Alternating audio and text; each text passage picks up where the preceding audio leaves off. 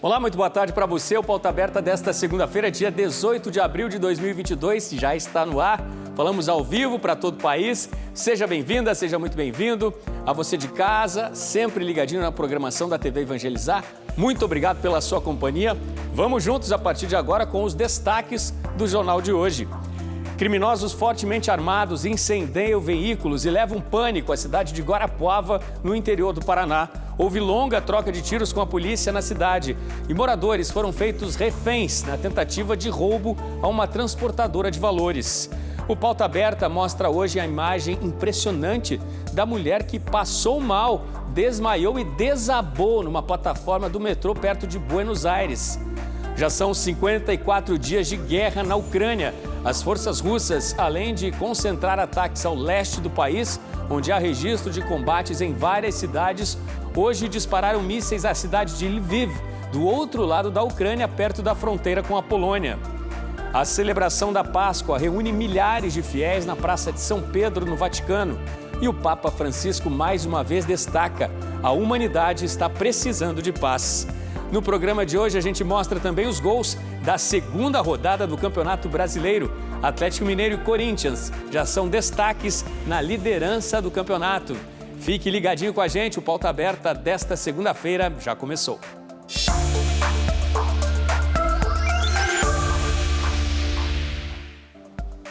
O assalto à sede de uma transportadora de valores levou pânico ao interior do Paraná. Como se estivessem numa guerra, os ladrões armados incendiaram veículos em Guarapuava ontem à noite para conseguir assaltar uma empresa. Moradores viraram reféns e até agora não há notícias sobre a prisão dos criminosos. A Cláudia Vicentim tem os detalhes para a gente. Cláudia. Olá, Odilon, uma ótima tarde para você e para quem acompanha o Pauta Aberta. Cenas assustadoras ontem na cidade que tem pouco mais de 180 mil habitantes e está a menos de 300 quilômetros da capital do Paraná. Cerca de 30 bandidos, segundo a polícia, colocaram fogo em 2 pequenos caminhões nas 2 entradas do 16º Batalhão da Polícia Militar de Guarapuava, que fica num bairro do município. A ação ousada quis impedir a saída dos veículos policiais e uma reação rápida dos militares. De acordo com a Polícia Rodoviária Federal do Paraná, o trânsito foi interditado também em 2 trechos da BR-277. A tática foi a mesma, os bandidos bloquearam a rodovia com caminhões incendiados. Logo depois de atearem fogo nos carros, os criminosos se deslocaram para a região central, onde fica uma empresa transportadora de valores que era o alvo do assalto. Lá eles fizeram reféns civis e houve longa troca de tiros com a polícia. Militares de várias cidades vizinhas e o exército foram acionados para reforçar a segurança e até um tanque percorreu as ruas de Guarapuava. Os assaltantes estavam fortemente armados em carros blindados e com armas de alto calibre. O barulho assustou muitos moradores e as ruas ficaram cheias de cartuchos. Pelo menos 3 pessoas ficaram feridas, 2 policiais e um morador que levou um tiro no braço foi encaminhado ao hospital e passa bem. Um dos policiais feridos, o cabo José Douglas Bonato, sofreu uma fratura na perna, foi operado e não corre risco de morte. Já o outro militar, o cabo Ricieri Chagas, segue na UTI, mas segundo a última atualização do boletim médico, apresenta quadro estável. Perto das 6 da manhã, a Polícia Militar informou que os criminosos conseguiram fugir em direção ao interior do estado. Já a Polícia Federal foi chamada para verificar a empresa onde houve o ataque. O local foi isolado porque havia explosivos na região e foi necessário acionar o esquadrão antibombas. Até o início da tarde, Odilon, as autoridades policiais não tinham informado se os criminosos conseguiram levar algum valor da empresa assaltada e também não notificaram prisões. O Ministério da Justiça anunciou o envio de reforços militares para o Paraná. Momentos de desespero, para a população de Guarapuava. Em coletiva, nesta segunda-feira, a Polícia Militar do Paraná informou que os assaltantes, para realizar este assalto, utilizaram 8 veículos, 5 deles blindados. Estavam armados com 7 fuzis e também com 2 armas conhecidas como .50. A situação mais grave entre os feridos é a do cabo Ricieri. Nas redes sociais, familiares pedem orações, embora ele esteja num quadro mais estável aí e possibilidades de recuperação. Segundo a Polícia Militar, os bandidos, apesar de todo o armamento, de tanto barulho em Guarapuava, não teriam conseguido acessar os cofres da empresa, portanto, não teriam conseguido levar nada, de acordo com informações da Polícia Militar do Paraná. E depois de 2 anos de angústia, a milhões de famílias brasileiras, o governo federal fez o anúncio do fim da emergência em saúde pública para a Covid-19. É uma nova etapa do combate à doença no país. Vale a gente ressaltar que nas últimas 24 horas, até ontem, o Brasil tinha registrado 18 mortes por Covid-19. E ontem à noite, o ministro da Saúde, Marcelo Queiroga, anunciou esta nova etapa à população brasileira. Mais de 2.000 medidas desde o começo da pandemia até agora serão reavaliadas. Hoje de manhã, em uma coletiva de imprensa em Brasília, o ministro da Saúde, Marcelo Queiroga, falou: O Ministério da Saúde, que é quem tem a prerrogativa legal de estabelecer a duração da emergência de saúde pública de importância nacional, entende, com base nos pareceres das áreas técnicas, que nós não vivemos mais no Brasil uma emergência de saúde pública de importância nacional. Queiroga disse de 3 pontos que fez a pasta tomar essa decisão: a diminuição expressiva dos casos e mortes por Covid-19 nos últimos 15 dias, 70% da população que já completou o esquema vacinal com 2 doses e mais de 77 milhões de brasileiros que já receberam a dose de reforço, e que o SUS tem a capacidade de atender casos de Covid-19 e também de situações que foram negligenciadas durante os períodos de picos da Covid-19. Na coletiva, o ministro ressaltou que o governo não vai deixar de vacinar e que nenhuma política pública será interrompida. E uma portaria será divulgada nos próximos dias para definir as regras de transição deste novo normal. A norma ela tem que ser adequada para que a população brasileira tenha segurança jurídica e o nosso Brasil possa seguir o seu grande destino. É preciso conciliar o enfrentamento à doença, porque a Covid não acabou e nem vai acabar, pelo menos nos próximos tempos. E nós precisamos conviver com essa doença e conviver com esse vírus. Na semana passada, a Organização Mundial de Saúde anunciou que ainda considera a Covid-19 uma emergência de saúde pública internacional. E ainda falando de saúde, gente, ontem foi celebrado o Dia Internacional da Hemofilia. Lembrar dessa data é uma forma importante de chamar a atenção sobre a doença genética rara e sobre as formas mais adequadas de tratamento. No Brasil, 13 mil pessoas são portadoras da hemofilia. Os irmãos João e Yuri foram diagnosticados com hemofilia nos primeiros anos de vida. Desde então, as idas ao hospital viraram rotina. Eu ajudo ele, ele me ajuda, igualzinho.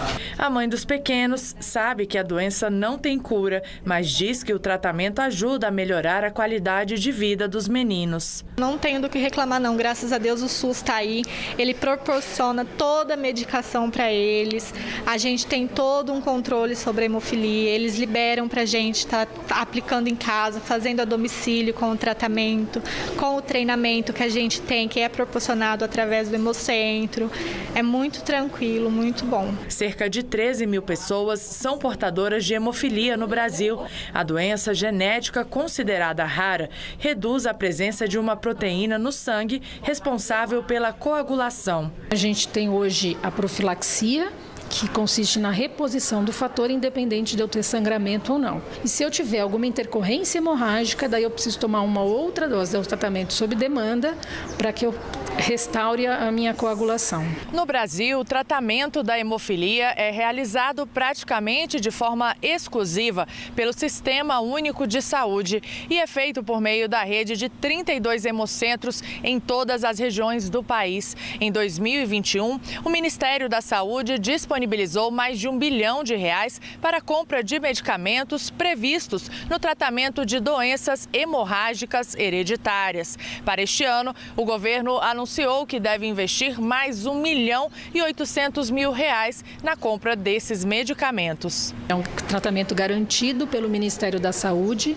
para a vida toda e é um tratamento que é feito de modo multidisciplinar. Então, ninguém faz nada sozinho. Então, nós somos um ambulatório multidisciplinar aqui, onde tem o atendimento médico, tem o atendimento odontológico, tem o apoio de fisioterapia, porque como os sangramentos ocorrem mais em articulação e músculo, a gente precisa ter uma saúde articular importante, a gente precisa ter essa recuperação. Então a gente faz um tratamento preventivo na fisioterapia, um tratamento corretivo também na fisioterapia. E o governo federal oficializou o nome de Vitor Godoy para assumir o Ministério da Educação. A nomeação do novo ministro foi publicada hoje no Diário Oficial da União. Vitor Godoy está à frente da pasta desde final de março deste ano, depois da saída de Milton Ribeiro, mas só agora foi efetivado pelo governo federal. Ele já é o 5º nome a assumir o Ministério da Educação. Desde julho de 2020, Vitor Godoy vinha exercendo o cargo de secretário executivo do Ministério da Educação. A troca no comando do MEC aconteceu depois de denúncias sobre irregularidades na gestão de Ribeiro, onde em um áudio divulgado pela imprensa, o ex-ministro, durante uma reunião de prefeitos, diz que priorizava repasse de verbas para municípios apontados por pastores. Ribeiro afirmou ainda que fazia isso a pedido do presidente Jair Bolsonaro. Os pastores Gilmar Santos e Arilton Moura, que estão envolvidos no escândalo, não têm cargos no MEC. E depois dessa história vir à tona, prefeitos de vários municípios relataram que sofreram pedido de propina. Antes de estar na Secretaria Executiva do MEC, Vitor Godoy foi auditor federal de finanças da CGU, a Controladoria Geral da União, onde exerceu várias funções por 16 anos. Vitor Godoy é engenheiro de redes de comunicação de dados pela UNB, Universidade de Brasília, e tem 2 pós-graduações. Nosso assunto agora são os jogos eletrônicos. É porque o público, desses games subiu 74,5% no país. O levantamento feito pela pesquisa Game Brasil mostrou que 3 em cada 4 pessoas jogam algum tipo de jogo eletrônico.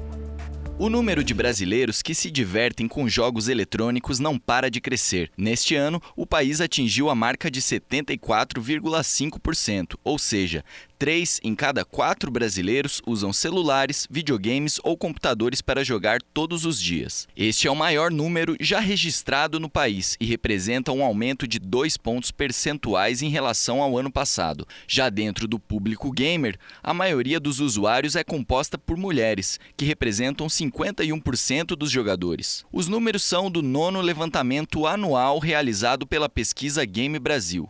O estudo ouviu mais de 13 mil pessoas em 26 estados e no Distrito Federal. Segundo a pesquisa, os jogos eletrônicos são populares em todas as idades, mas a faixa etária de 20 a 24 anos é a que predomina no público gamer do Brasil, com 25,5% dos usuários. Em seguida, o hábito de jogar games é mais comum para os adolescentes de 16 a 19 anos, com 17,7%. Os jogos eletrônicos se consolidaram no país, principalmente através dos smartphones, que são os dispositivos preferidos dos gamers. Entre a população que consome games, 48,3% joga pelo celular. A pesquisa ainda descobriu que os jogadores também se imergem no universo gamer, e 76,5% deles apontam os jogos eletrônicos como a principal forma de entretenimento. Antes da pandemia, no início de 2020, esse número era quase 20 pontos percentuais menor. O levantamento revelou que 72,2% dos gamers brasileiros passaram a jogar mais durante o período de isolamento social e 57,9% marcaram mais partidas online com amigos enquanto ficavam em casa. É um público que só cresce, e curioso, nesse mundo incrível aí dos games, são pessoas de todas as gerações que estão se encontrando online e a cada dia mais, a cada dia esse público é ainda maior, de maneira impressionante esse crescimento. E a partir de agora, os usuários do transporte público de Curitiba vão poder pagar a passagem de ônibus através do cartão de crédito ou de débito. O repórter Sérgio Júnior conta pra gente essa novidade. Chega de vários cartões na carteira ou dinheiro físico na mão. Agora, só com um cartão, você consegue ir às compras e também pagar a passagem de ônibus, no crédito ou débito. A passagem em Curitiba, R$ 5,50. Mas para quem decidir pagar através dessa nova modalidade, vai pagar 2% mais caro, R$ 5,62. É mais prático e não precisa baixar aplicativo ou fazer alguma alteração. é só ter um cartão de aproximação e passar. E segundo informações da Prefeitura de Curitiba, os 22 terminais e as 335 estações tubo da cidade e mais os ônibus já possuem a tecnologia. Veja no próximo bloco um susto na Argentina. Uma mulher passa mal, desmaia e desaba na plataforma do metrô.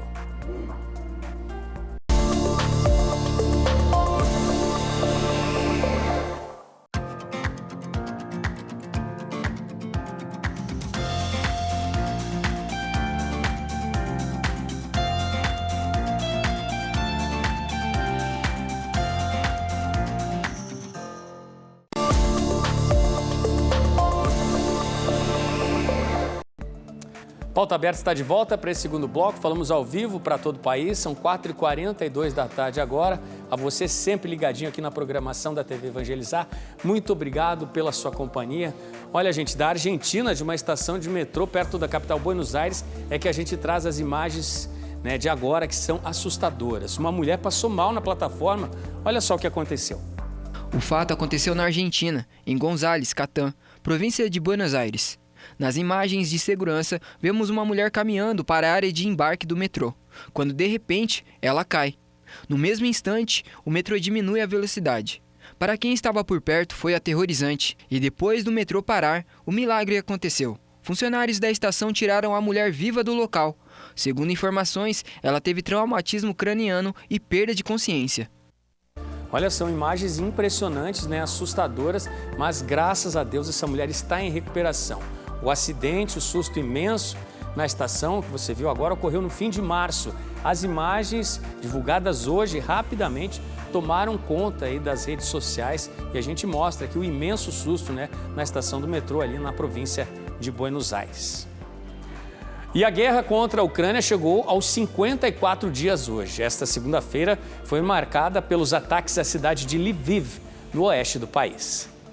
Foram 5 ataques a mísseis, bombardeios das forças russas que castigaram a cidade de Lviv nesta segunda-feira. Lviv, a maior cidade do oeste do país, é justamente por isso o principal ponto de saída para os refugiados que desde o início da guerra correm para deixar a Ucrânia na tentativa de escapar dos ataques das tropas de Vladimir Putin. Nos ataques de hoje, ao menos 7 pessoas morreram. Entre essas vítimas estava uma criança. 8 pessoas ficaram feridas. Entre os alvos estavam instalações militares e também um depósito de pneus. Mas os mísseis também explodiram perto de uma estação de trem e atingiram algumas ruas da cidade. Lviv, a 80 quilômetros da fronteira com a Polônia, também é o principal ponto de chegada da ajuda humanitária que chega ao país. E por isso tem sido palco também de alguns dos mais fortes protestos contra a guerra. E poucas vezes esteve no alvo de ataques vindos de Moscou. Hoje, o pânico voltou a se espalhar na cidade com os ataques a mísseis. Este comecinho de semana também foi marcado por explosões em Kiev, próximas a um dos rios que cortam a cidade. Ontem, uma fábrica de munição foi atingida na capital. E na cidade de Dnipro, novos ataques registrados hoje deixaram ao menos 2 pessoas feridas. Houve confrontos também na cidade de Izium, entre Kharkiv e a região de Luhansk. Por lá, as forças ucranianas assumiram o comando de 2 blindados russos, deixados para trás pelos militares de Moscou. São 2 tanques que passam a se tornar armas de guerra para os ucranianos. De acordo com autoridades da Rússia e também da Ucrânia, os combates têm se intensificado em várias cidades no leste do país. Em Kramatorsk, pelo menos 8 prédios residenciais e também uma escola foram destruídos. Rubizhny, Kremina e Zolot também estão entre as cidades atingidas nos ataques das últimas 24 horas, que atingem a região de Luhansk. Assentamentos e vilas, às dezenas, estão sem abastecimento de gás. De acordo com o governo local, a cidade de Severodonetsk, também no leste do país, está praticamente destruída.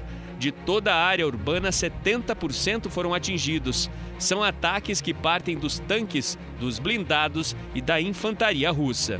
A cidade de Kharkiv, a segunda maior do país, teve registrados nos últimos 4 dias vários ataques que, segundo as autoridades ucranianas, deixaram ao menos 18 mortos e mais de 100 pessoas feridas. Houve registro também de ataques à cidade de Saltivka. Mísseis e tiros de artilharia, até morteiros, atingiram ontem a região central e também o subúrbio da cidade. Pelo menos 5 mortes foram confirmadas e outras 20 pessoas ficaram feridas. No sul do país, na devastada e isolada cidade de Mariupol, que antes do início da guerra apresentava essas belezas encantadoras a qualquer visitante, a Rússia exige desde ontem a rendição dos soldados ucranianos que ainda resistem aos ataques sem trégua do invasor. E a ordem do governo ucraniano é que as forças locais resistam e que lutem como estão fazendo até o fim. O ministro das Relações Exteriores ucraniano, Dmytro Kuleba, destacou que militares e vários civis estão cercados em Mariupol pelos militares russos, que fazem um cerco feroz há várias semanas. Kuleba ainda destaca que os russos fazem questão de arrasar a cidade a qualquer custo. Recentemente, chegaram novas imagens sobre a reação ucraniana que atingiu e tirou de operação o principal cruzador da frota russa, o Moskva. Nesta imagem, é possível ver o momento da primeira forte explosão que inutilizou o navio, que era também uma arma de ataque formidável das forças russas contra o território ucraniano. E o Papa Francisco continua a destacar nas orações que faz, os pedidos pelo fim dessa guerra, pelos pedidos de paz, dos conflitos que acontecem não apenas na Ucrânia, mas também em vários países. O domingo de Páscoa foi marcado por uma das mais emocionantes e importantes celebrações do ano no Vaticano, a missa que anuncia a ressurreição de Jesus Cristo. Veja na reportagem do Jucinei Cardoso.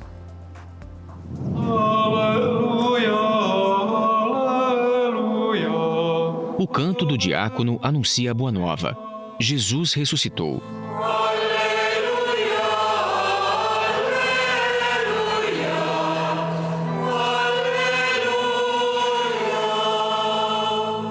O anúncio marca a celebração da Páscoa, ponto alto das comemorações da Semana Santa, que neste domingo lotou a Praça São Pedro. Centenas de fiéis acompanharam a missa presidida pelo Papa Francisco para bendizer a ressurreição de Cristo.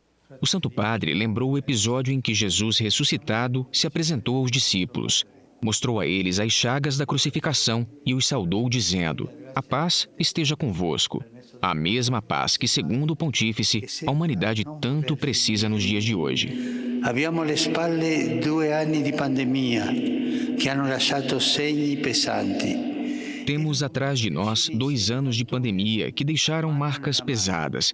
Era o momento de sairmos do túnel juntos, de mãos dadas, juntando as forças e os recursos. Em vez disso, estamos demonstrando que existe ainda em nós o espírito de Caim, que vê Abel não como um irmão, mas como um rival, e pensa como há de eliminá-lo. Hoje, mais do que nunca, precisamos de Deus. Precisamos que Ele se coloque no meio de nós e nos diga mais uma vez: "A paz esteja convosco." Pace a voi. O Santo Padre pediu paz para o Oriente Médio, o Líbano, a Síria e o Iraque, para a Líbia, Mianmar e Afeganistão, para o continente africano, Sahel, Etiópia e República do Congo, paz para a Ucrânia e para os ucranianos. Sia pace per la martoriata Ucraina. Que haja paz para a martirizada Ucrânia, tão duramente provada pela violência e a destruição da guerra cruel e insensata para a qual foi arrastada.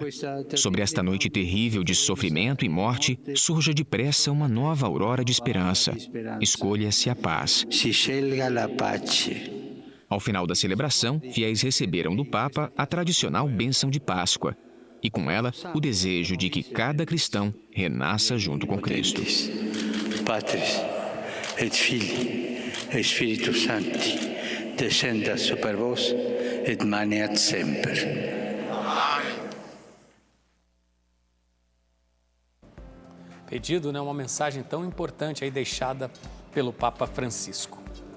Vamos falar de uma viagem muito especial agora, da qual você pode fazer parte. É a peregrinação Caminhos de São Paulo, Turquia e Grécia, julho de 2022. Venha junto com a TV Evangelizar, a Peregrina Brasil e com o Padre Evandro Landri e a Missão Guadalupe conhecer os locais onde o grande apóstolo São Paulo percorreu, evangelizando na Turquia e na Grécia. Serão 16 dias de espiritualidade com imersão na Bíblia e na cultura destes dois países. Vamos ver de perto Atenas, Hidra, Poros, Égina, Santorini, Corinto, Esmirna, Éfeso. No roteiro você também vai conhecer a Capadócia, a terra de São Jorge, e vai poder fazer um incrível passeio de balão. Você vai visitar a cidade de Tarso, onde Paulo nasceu, e por último conhecer Istambul, a antiga Constantinopla. Peregrinar nos faz entender melhor as Sagradas Escrituras. Peregrinar também é evangelizar. Peregrina Brasil e TV Evangelizar. A realizar o seu sonho é a nossa missão. Futebol agora, depois de 2 rodadas, 2 equipes já se destacam na tabela do Brasileirão com 2 vitórias seguidas, 6 pontos e, claro, na liderança, Corinthians e Atlético Mineiro. No fim de semana, o Timão venceu o Avaí, o Galo venceu o Furacão jogando fora de casa. Outro destaque da rodada foi o jogão entre Flamengo e São Paulo no Maracanã. Veja os gols da rodada. Final de semana de futebol foi de muitos gols por todo o país. No sábado, o Palmeiras abriu a rodada contra o Goiás e o jogo terminou empatado. Pedro Raul marcou o primeiro para os goianos e Rony, no final da partida, empatou para o Palestra. Em Minas, o América ganhou do Juventude. Iago Maidana fez o primeiro dos mineiros. Felipe Azevedo fez o segundo e Maidana, de novo, marcou o terceiro. Rômulo descontou para o Juventude. E Pedrinho fechou o marcador. O Corinthians recebeu o Avaí na Neoquímica Arena e ganhou de 3-0. Roger Guedes fez os 3 gols da partida. O primeiro aos 9 minutos de jogo. O segundo aos 25. E no início da etapa final, decretou a vitória do Timão. O Fluminense jogou contra o Cuiabá e venceu os donos da casa por 1-0. Paulo Marcos fez o gol que deu a vitória para o tricolor das Laranjeiras. No domingo, Santos e Curitiba jogaram às 11 da manhã na Vila Abel Milo. O Peixe saiu na frente, depois de uma bela jogada de Léo Batistão. O Coxa empatou ainda no primeiro tempo com Léo Gamalho. Henrique Contra marcou o gol que deu a vitória ao alvinegro praiano. Flamengo e São Paulo realizaram o clássico da rodada no Maracanã. O Mengão saiu na frente com Gabriel. O tricolor empatou com Caleri, ainda no primeiro tempo. E na etapa final, Isla fez uma bela jogada e anotou o segundo dos cariocas. E Arrascaeta fez o terceiro do rubro-negro. Em Bragança Paulista, o Bragantino recebeu o Atlético de Goiás e não tomou conhecimento.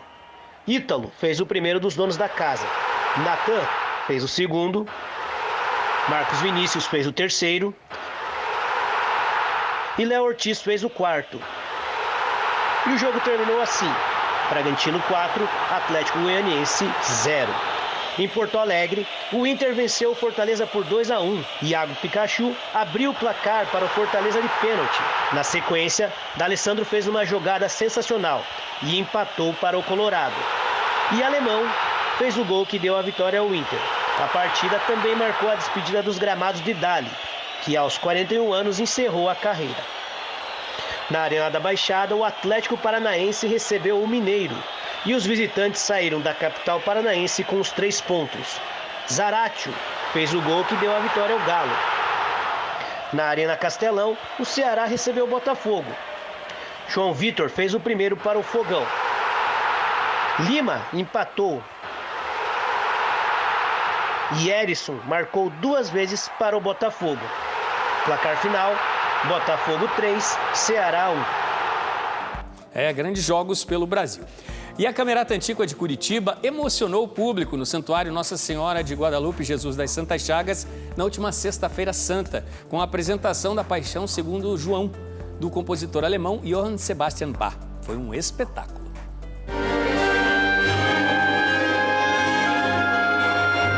A música de Bach invadiu o Santuário Nossa Senhora de Guadalupe Jesus das Santas Chagas e encantou o público.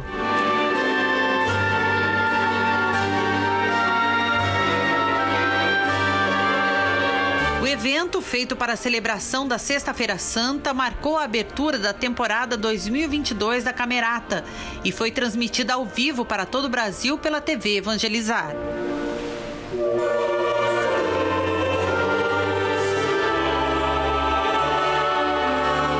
A execução da obra sacra de Bach pela Camerata Antiqua foi feita sob a regência do maestro Abel Rocha, em uma versão resumida e adaptada, que narrou os últimos atos de Jesus até seu sepultamento. A obra original foi composta em 1724.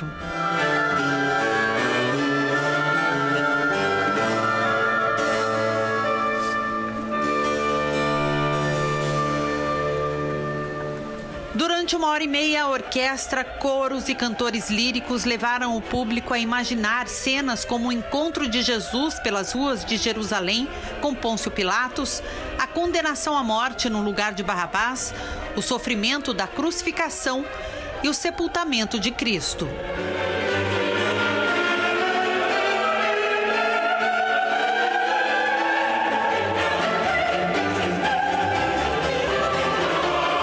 A apresentação contou também com as performances do tenor Sidney Gomes, a soprano Ornella De Luca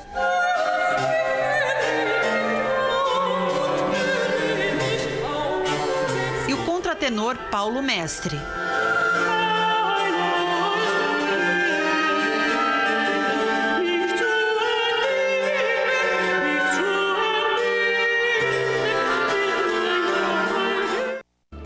Lindo, lindo, foi um espetáculo que destacou justamente os passos de Jesus antes da crucificação.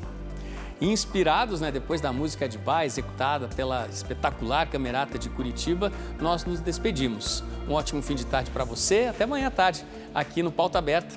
Eu estou te esperando.